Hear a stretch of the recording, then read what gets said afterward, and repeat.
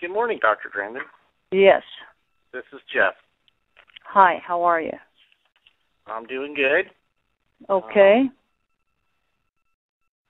If you're ready, this won't take very long, I don't think. Yes, I'm ready. All right. I'm ready. Just like to ask you, what qualities do you think are most important in a mentor? Well, one thing my science teacher did for me is I had really interesting projects to do with him. I also, he was willing to spend a great deal of time with me. I mean, I spent at least like all day Saturday with him, almost every week for 2 years. A good mentor is going to need to have to put a lot of time into it.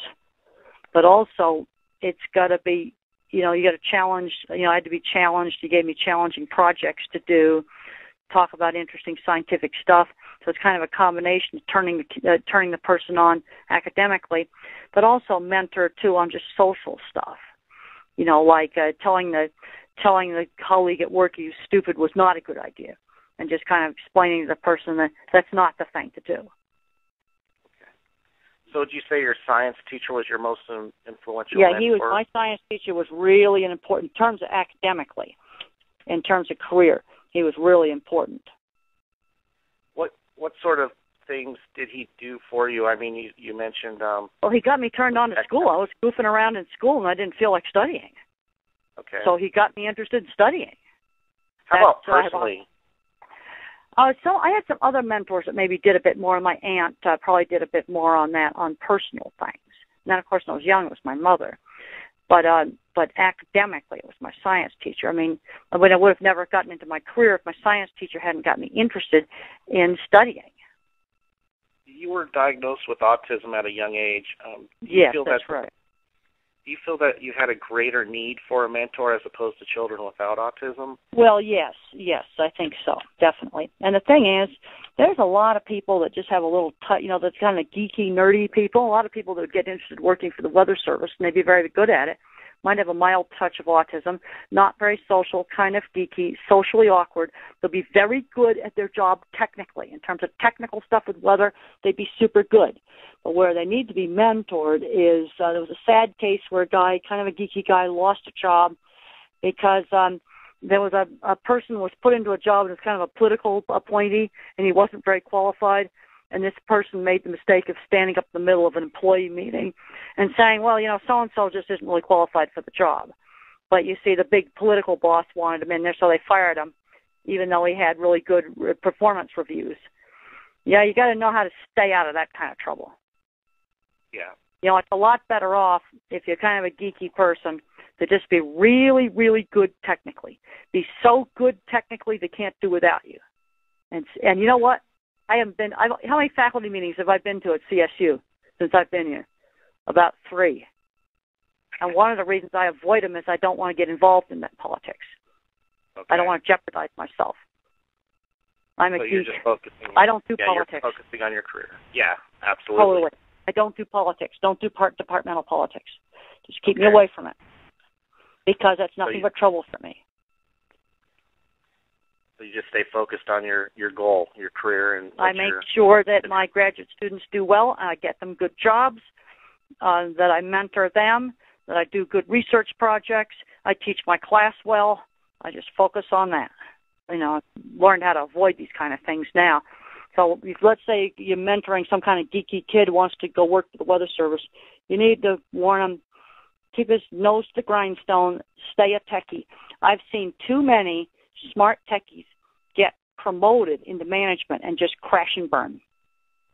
They can't handle the social pressure. You take a good person who'd be a super good weather forecaster or weather analyst, make him a manager, and he's ruined. But on the other hand, that geek should not be toiling away with low pay. I think there needs to be, management should not be the only path into higher pay. How do you think the role of a mentor-mentee can influence the Well, forecast? a mentor can help a person avoid the problems like that. Well, like the mentor would get the person off, let's say a thing where this guy stood up and said, well, that guy wasn't competent for the job. The mentor would take the employee out for coffee somewhere away from the office so no one would hear him talk. Or maybe go for a walk in the park and say, Yes, Mr. Jones is not qualified, but that's a political appointee, and if you touch that, you're going to be fired. Just don't. There's a time to keep your mouth shut and look at those weather maps on that computer, and that's where you better stay.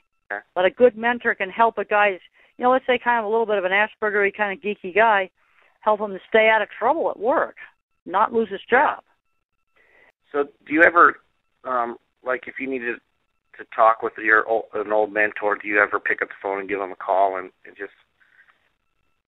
Yeah, I have. Yep. Now, unfortunately, my science teacher's dead, so I can't call him up. But I did. Yeah. Yes, I did. I've helped mentor some younger forecasters, and they still call me from time to time. Well, yes, and there's people that I'm really good friends with that I've called up. See, I have people that are social, my kind of social mentors, and they're not in the business. And then I have mentors that are more career related. And how does it make you feel when you've made that connection with the mentor? I mean, is it like gaining a new friend and a confidant? Oh, absolutely, like because when on the weekends, I'd go over to Carlock's house on the weekends, and that made my weekends. I would have just been lost when I first went to college if I hadn't gone over to Mr. Carlock's house on weekends and do science projects. If you had one piece of advice that you could give to someone that's just going to become a new mentor, like they're new at doing this, what would that piece of advice be? Be prepared to spend a lot of time doing it. The other thing is you want to avoid a situation where maybe the mentee, the person who's being mentored, gets so good that the mentor might get jealous and not have the mentee's best interests at heart. I've seen that happen. Fabulous. Yeah, that's very important, I think. And a good mentor needs to get a joy in seeing his students do well or his mentees do well. Like my students, for the most part, have gone out and gotten good jobs. Also, I've worked hard to help place my students in good jobs too. Yeah. Because I think that's part of my job. And then I've talked to them after they get their jobs, and when they have a problem at work, they've called me and I've talked to them about it. I still do some mentoring after my students leave graduate school. Okay. Well, so there's a continuation of that mentoring. That's right. Even after they're gone sometimes. That's right. Yeah. Do you have anything else you'd like to mention on mentoring? No, that'd be basically it, but I think mentoring's extremely important. Thank you very much, and I hope you have a great day. Okay, that's wonderful.